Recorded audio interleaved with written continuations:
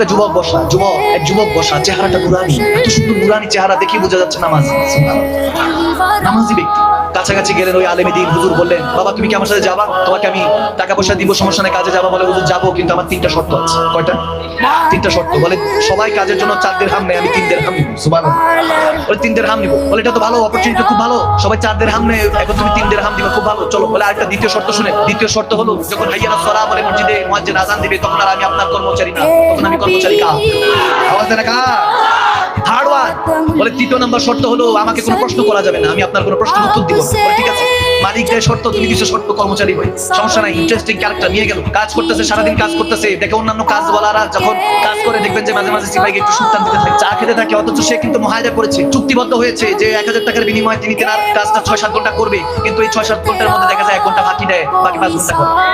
তো ওই যুবক এরকম ছিল না পরেজগার? ওই যুবক কাজ করতে করতে যোহরের আযান পড়লো, চলে যাচ্ছে।